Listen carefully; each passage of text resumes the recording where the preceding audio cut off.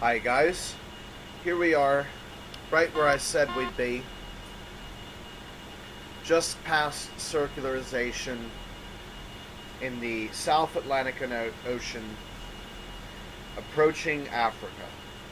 And I promised you guys a reentry. So that is what we're going to do. This is the 6th XR-2 tutorial, if I remember correctly. And we're going to go ahead and do that. Now, we're not going to target Cape Canaveral because, or actually, you know what? I think we actually will. Just check something. Yes, we have plenty of fuel, in fact, fuel to burn. So we will actually target Cape Canaveral. Let's go ahead and knock that off so it's easier to see. And there's nothing to do until we reach the ascending node. So I'm going to actually, you know what? Ooh, this could be a really expensive plane chain to burn. Of course, I am trying to burn fuel off, but still, that's tough. Meanwhile, we're also approaching orbital night, so I'm going to go ahead and go to 10x now. And here is the western coast of South Africa.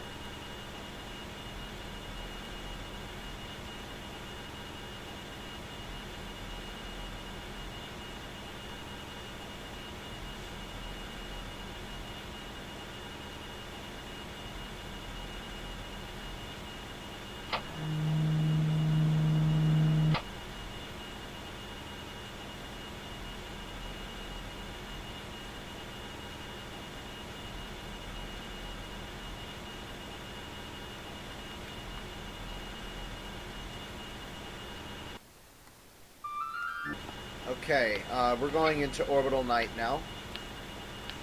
Let's see if we can catch that on the... we have a little bit longer. We're up higher, so it takes much longer for the sun to actually set. Just keeping an eye on our position here.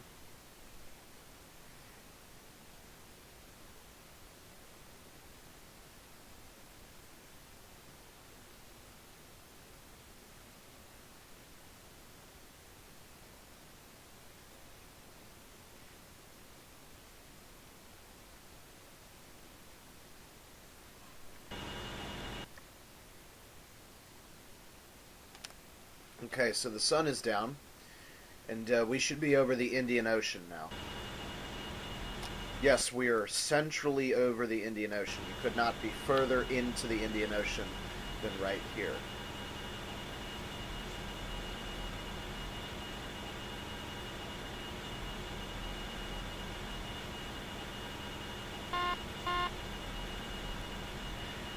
Okay, this is an ascending node, but because we want to increase our inclination, that means we burn orbit plus.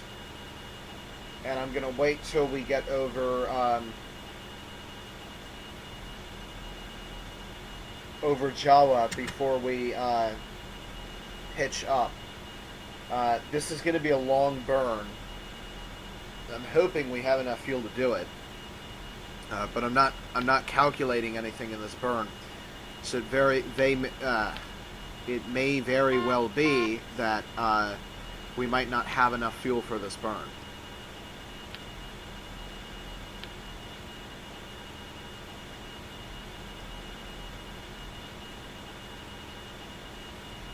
Okay, that's it. We're going to turn orbit plus now and start the burn.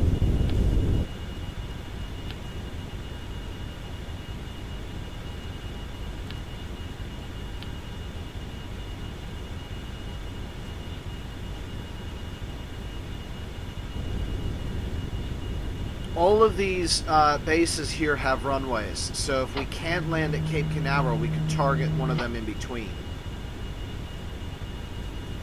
And we're going to throttle up now for the long burn.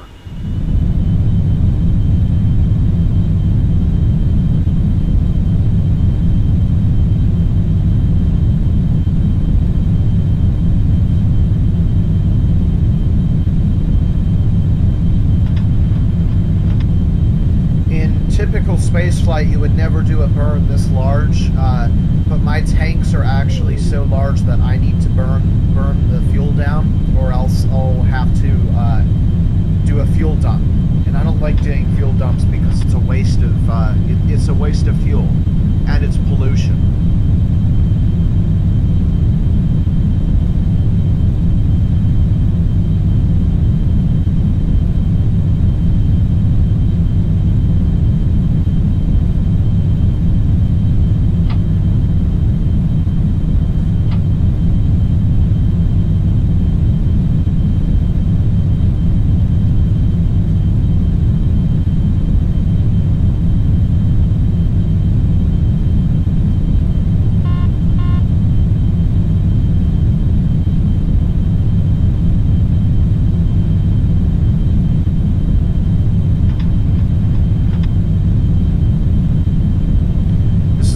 Such a long burn that I'm actually going to accelerate time to 10x.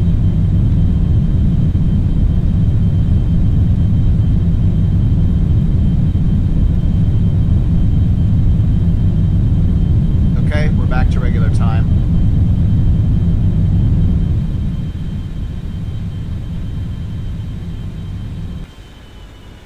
Okay, that'll do it.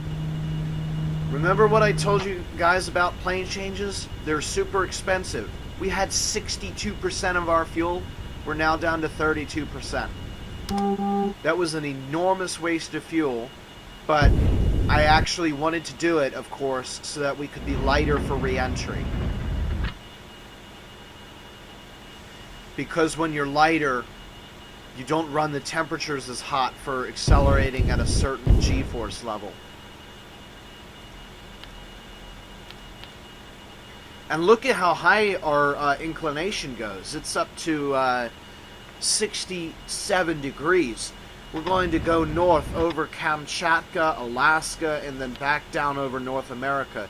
I don't ever remember seeing these places on any of the orbiter tutorials. Unfortunately, it's going to be night, so there's not going to really be anything to see of them. Let's turn prograde for now, just to finish that off. Okay. And the next thing we're going to address is the re-entry. So I'm going to go ahead and do some math off screen, and I'll explain it when I come back. Okay, so what we're going to do is accelerate time until we're within 12,000 kilometers of Cape Canaveral, and there we're going to do an initial retrograde burn to put us into the atmosphere that we'll refine later. Meanwhile, we should be, yes, we are approaching Japan and Korea. There's China to the north.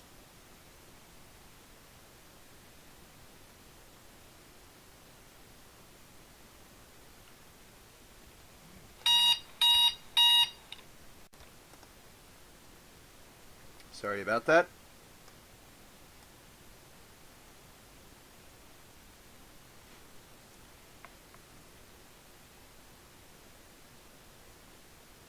Okay, so I'm oriented now. This is Japan.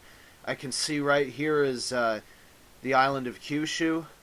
And then there's two orbiter bases down there, Tanegashima and Kagoshima, that often is done. The JAXA launches are typically from Tanegashima. The recent Global Precipitation Measurement mission launched out of Tanegashima very recently. And of course, here is Honshu. Then you see the big name cities like Kyoto, Osaka, and Tokyo. And then up here is Hokkaido. But that's a little bit difficult to see right now. Let's see, we're approaching the burn now, so we can't really focus on the outside right now. But this is Japan at night, which is a spectacle to see because of the amount of people living there. Okay, we're here now. We're going to turn retrograde now. So the trick with a re-entry is initially you want a angle that is between 1 and 2 degrees typically. If you go for a steeper angle, then you could risk burning up. That was similar to what happened when I was doing the. Oh wow, our orbit has quite perturbed. I guess that was due to the plane change. We weren't firing in perfect direction. It's going to be tough then to re-enter with that.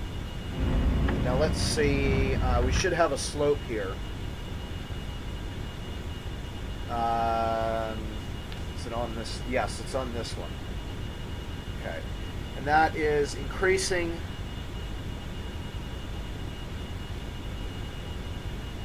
Or is it? Yes, it's increasing. Okay. Alright, so we're going to burn now. Just enough to get us into the atmosphere on one side.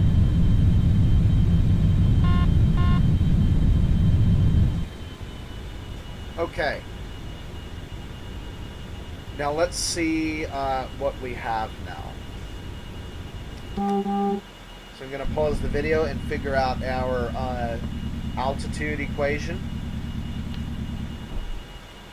Okay, we're at apogee, which means the time is now for any adjustments that need to be made. The equation for altitude is negative 202 cosine of theta plus 213 kilometers. And again, it's the routine of figuring out where is the 60 kilometer mark. Right, so after the first check, we're going to need a little bit more of this to be able to continue. Fortunately, that means we're going to have a steep angle. Let's check our math again. Okay, so the new equation is negative 307 cosine of theta plus 108. That basically expresses our altitude as a function of the true anomaly. I found out that the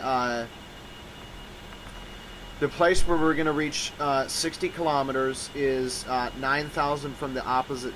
It's 9,000 miles from the opposite side of the Earth. Given that the Earth is 20,000 miles or it's one half 40,000 or 20,000 miles to the opposite pole on the other side of the Earth, and that we're 9,000 kilometers from. 9,000 kilometers from that antipode will be the place, or about 500 kilometers up. So for now it's fine, but I think we should refine it a little bit coming down the slope.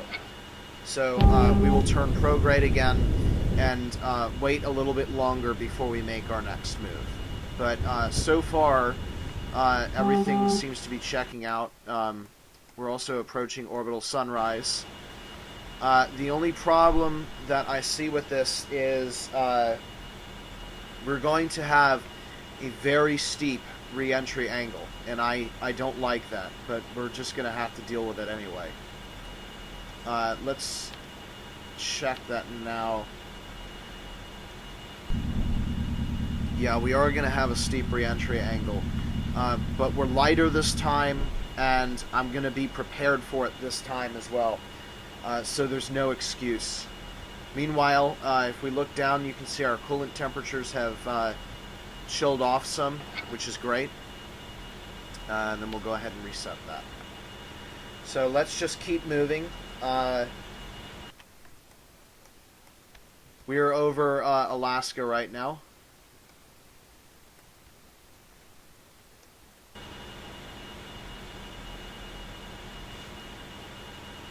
Having a bit of a lagging issue here for some reason.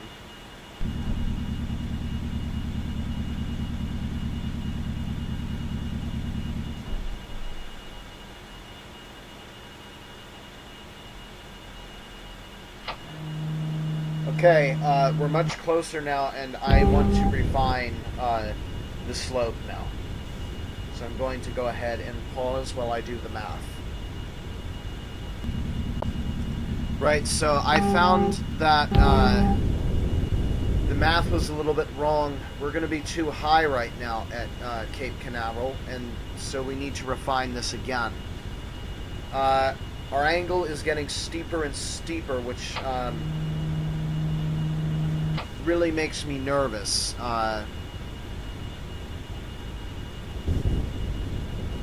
But we should be able to deal with it.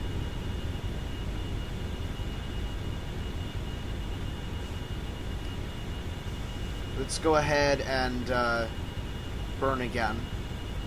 Then we'll have to repeat the same procedure again.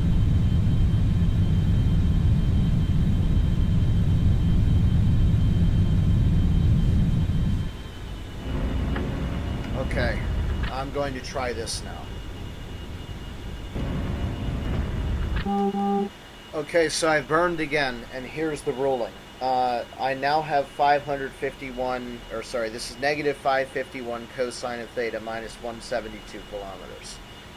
So that will put me at 60 kilometers in altitude, 764 kilometers before Cape Canaveral. Oh my gosh, that's not good. Sorry about that, guys. My orbiter crashed. Would you know it? I just found out that I had the equation and then it crashed. So then I had to go back and fix the orbit again. We're in the exact same orbit again for the most part, and I did the calculations and found out we are in the exact same orbit. But I had to do the equations again. Okay, so as I was saying, we are 764 kilometers. We will hit 60 kilometers at 764 kilometers from Cape Canaveral. I do the 3G slowdown method, which is we average 3 Gs of acceleration throughout reentry, which leads us to need 773 kilometers to slow down, and I like to add about 100 kilometers in there of mitigation, just because you fly, you don't just slow down. So, with that said, we're going to go retrograde now. And we should be at a point now where we can almost treat the numbers here linearly. We need to offset our ground intersection by about 100 kilometers. And I don't think we have anything on here that can actually tell us where the point of intersection is. So I think we have to wing it.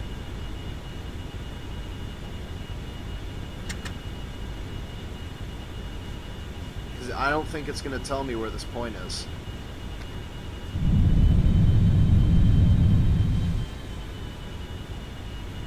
Alright, we'll call it there. Hopefully that will do it. Okay, that is it. So now we prepare for re-entry when it comes. We're going to be coming down fast and hard. The slope is approaching 4 degrees very quickly.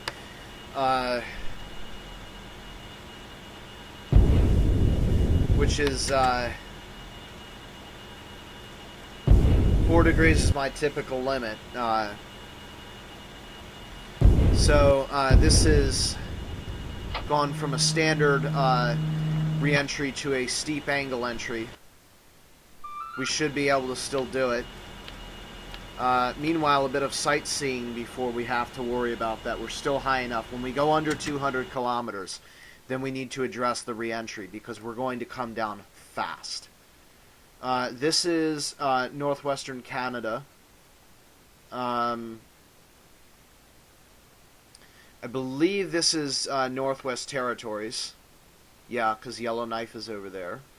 And we're approaching northern Saskatchewan.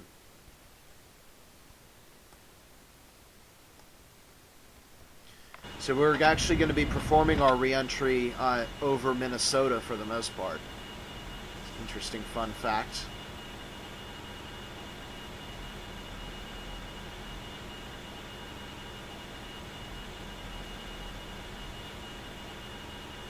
Okay, so let's go ahead and fast forward 10x to 200 kilometers.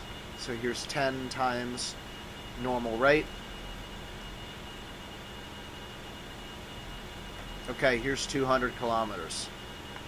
Man, for some reason my computer does not like Orbiter today. I don't know what it is, but it's giving me bunk about it.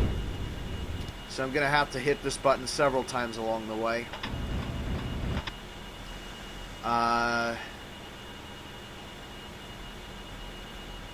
Right. Okay, you can see we're coming down very quickly now. So what we do now is we change over to the surface HUD.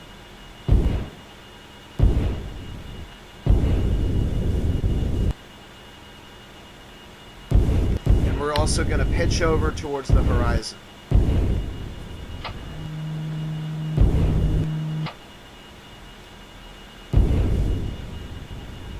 Okay, the next thing we do is change the HUD over to, wow, we're past 4 degrees now. Change the HUD over to the special reentry one. And we're going to stow the radiator now. So we're going to turn the APU back on. And that's just a mental signal that tells me stuff is going to happen real soon. So the radiator is now stowing, which is good, because it will be ripped off the ship if we don't. Pitch. We're turning the air flight control surfaces to pitch, adjusting the elevator trim appropriately.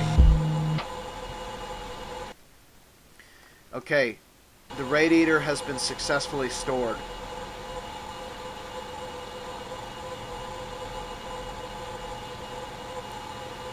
At our steep angle, we should be getting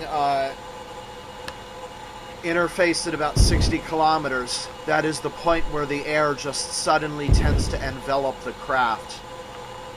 Let's go ahead and do a re-entry check. Re-entry check. All systems green. Okay, so we're all set.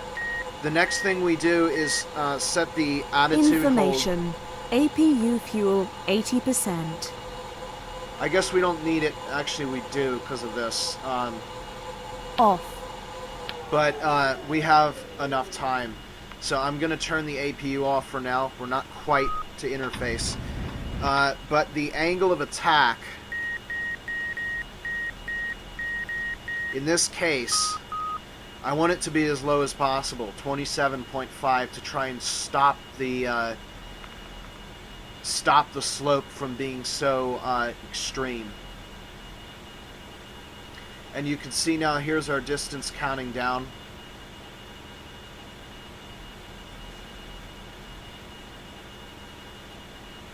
So we're getting very low now, 100 kilometers. As a matter of fact, I'm now going to turn the APU back Mach on. 27 plus. There you go. Pitch. Back to pitch. And now we're getting effects of the atmosphere now. So we're going to go to surface on here. You can see there's a dynamic pressure. We're engaging the attitude hold autopilot. We need to take advantage of whatever kind of nulling of this vertical speed that we can initially. And here come the temperatures.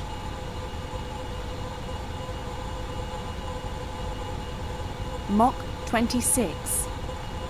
Okay, here comes interface. As we speak. Mach 25. We have to get the slope down very quickly or we could be in big trouble. So we need to do whatever we can to get the slope down. Here come the temperatures. Mach 24. There we are at 61 kilometers interface. Okay, we've just about done it. You can see now we're now decelerating. And we've just nulled our vertical speed. So we've done it. We're now in a safe re-entry state. We're also going to bank 5 Mach degrees off. 23. Because we're a little bit off the thing here. I'm going to go steep now. What I'm doing is I'm managing the vertical speed with the temperature controls here. and I'm going to Mach 22. try and send acceleration through the roof temporarily so that we can slow down in time.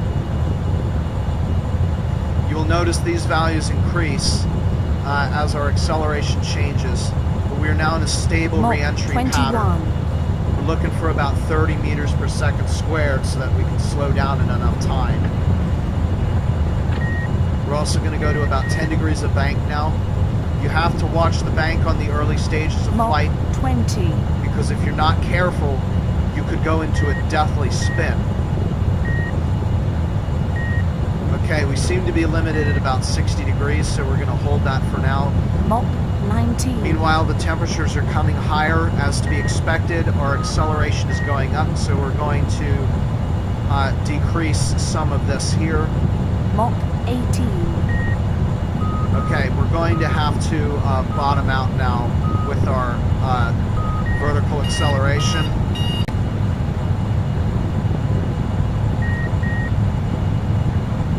Okay, Mach 17. we're getting hot now. We have to pitch up again.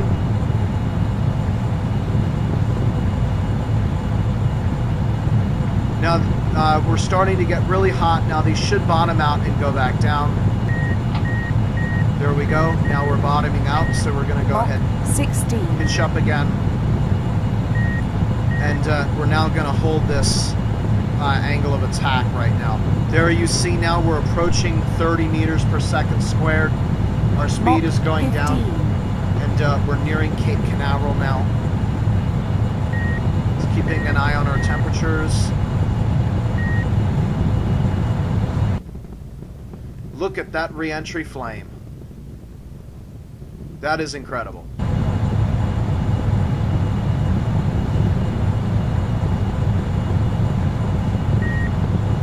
Mach 13. Okay, we're coming up on 30 meters per second squared, which is where we want to be. During the later stages of re-entry, heat is less of a problem, Mach and 12. Speed is generally more of a problem. But I can see now that we will be just fine with Mach 11. the state of acceleration that we're currently at right now. Meanwhile, I'm going to the HSI, Mach 10. and I want to set one of these to 134.20. That's good. Turn the other HSI Mach 9. to the runway ILS.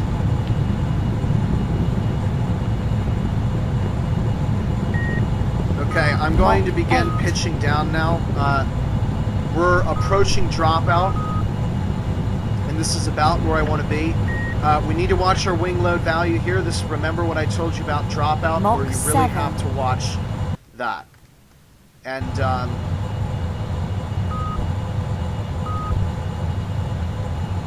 let's go ahead and watch those very closely.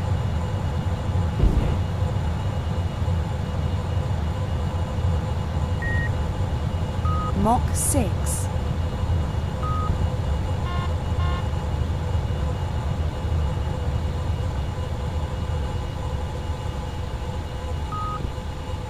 Okay, that is dropout.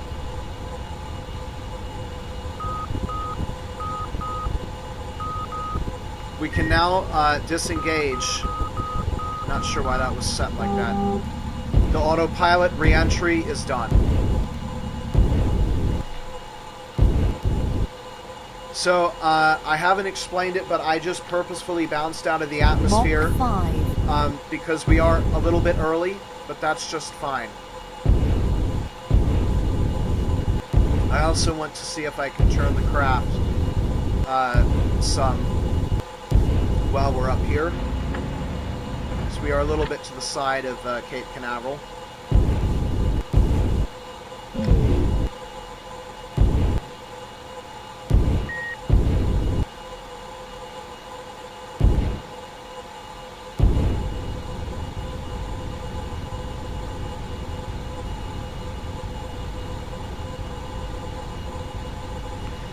So if I had fixed the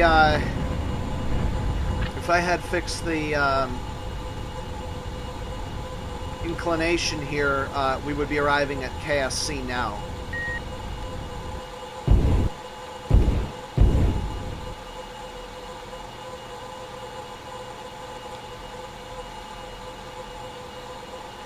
Okay, we're coming down back into the atmosphere now, so I'm going to prepare for a high G turn to get us turned around closer to Cape Canaveral.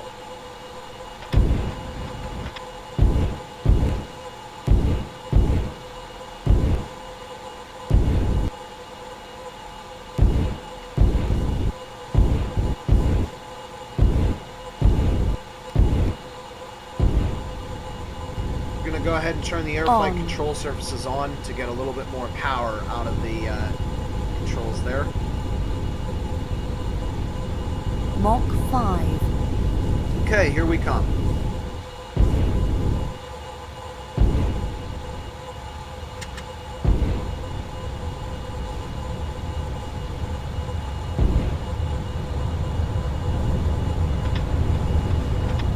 Okay, let's get this guy turned around.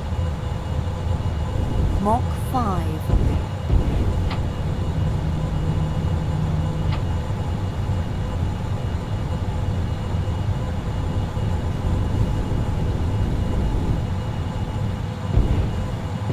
Mach 4.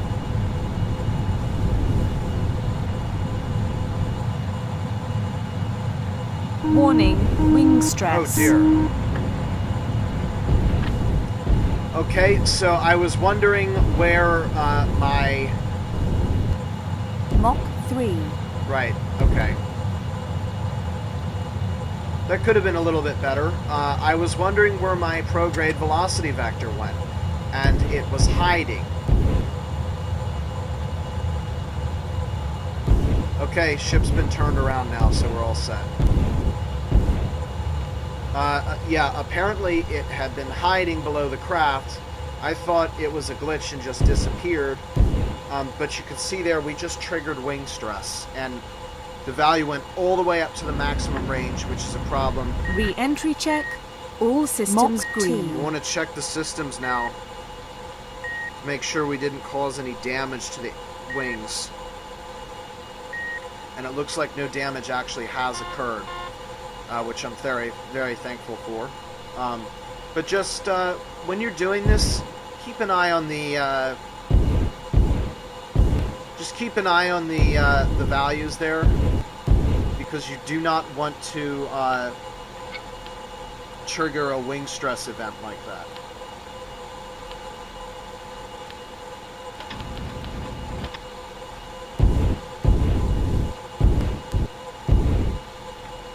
Off. I've turned RCS off because we're now going to stay here in the atmosphere and going to the atmospheric mode here.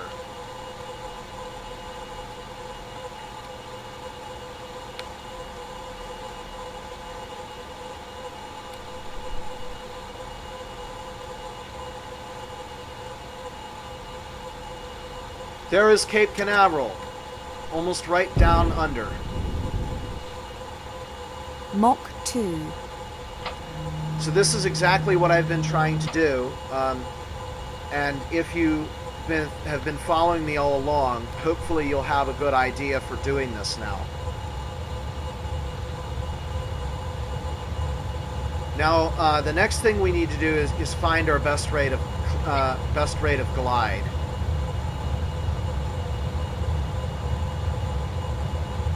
Information. APU fuel 70%. Okay, so we hit the 85% maximum for wing load, but it doesn't look like we went much higher than that, which I'm very thankful for. There's our runway down there.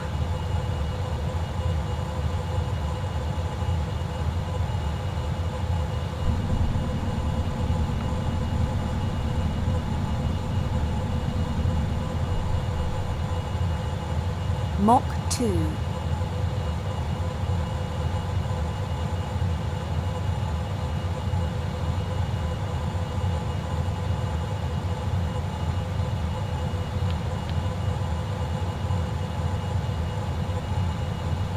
We're now coming down below 50,000 feet. which means the sky is beginning to brighten.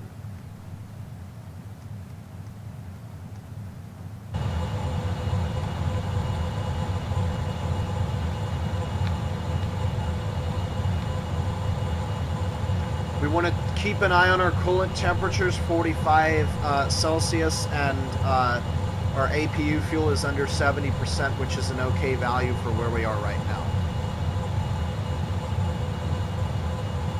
And momentarily, we should be picking up the navigation signal from runway 31.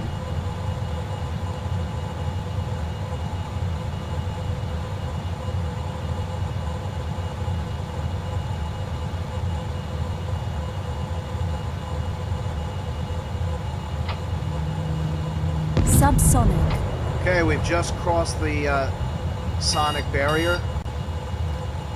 We're now subsonic and below 30,000 feet.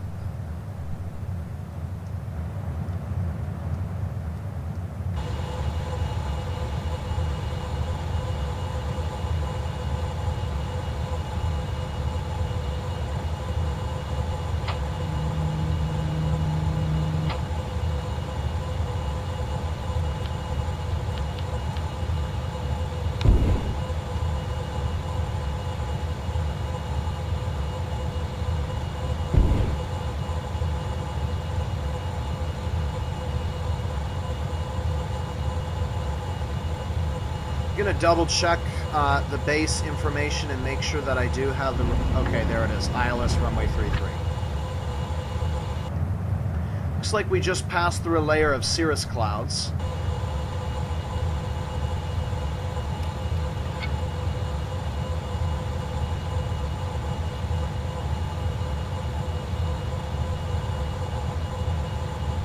Okay, so here comes approach and preparation for landing.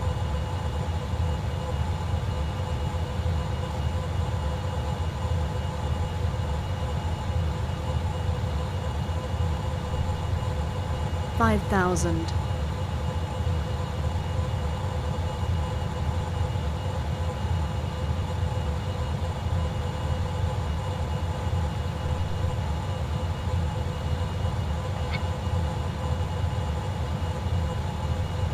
$4,000.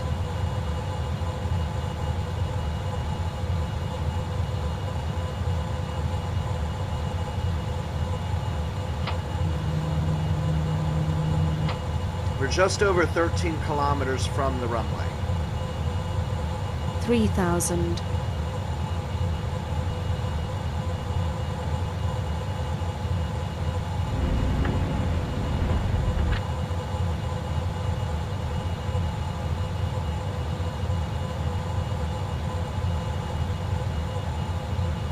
$2,000. 5,000 feet in altitude, 500 miles per hour. You are cleared to land. That is a voice call out of no significance. Just because it says 1,000. cleared to land doesn't mean 900. anything in particular. 800. Gear down. 210 meters per second, 700. landing gears going down. 600. Gear down and lock. 500. 400. This is the final approach. 300. We should now be all 200. ready for landing. 100. 75. 50. 30. 20. 10. 8. 5. 3. 2. 1. There you are. Touchdown.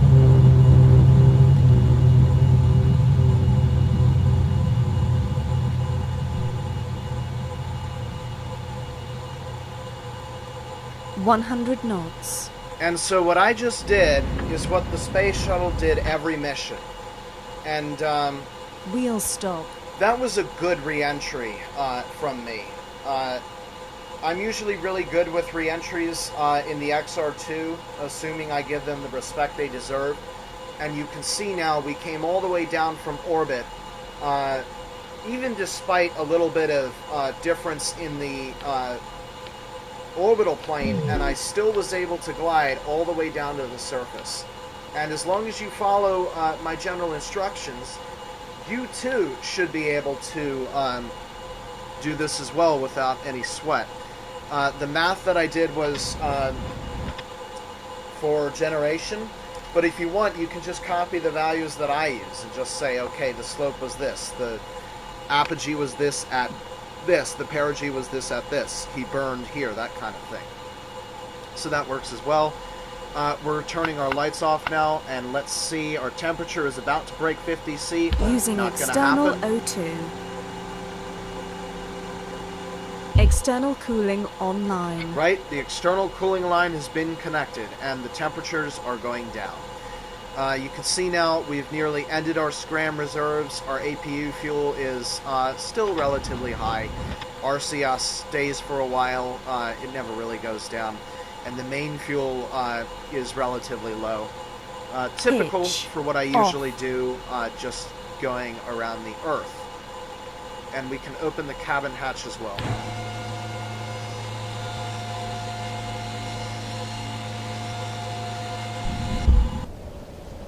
And here we are on the ground. So this has been Dr. Aeronautics, and the 6th XR-2 tutorial on Reentry, and I really enjoyed making this one. Hopefully you guys enjoy watching this one, and I will see you guys next time. There we go. That's the last thing. Bye.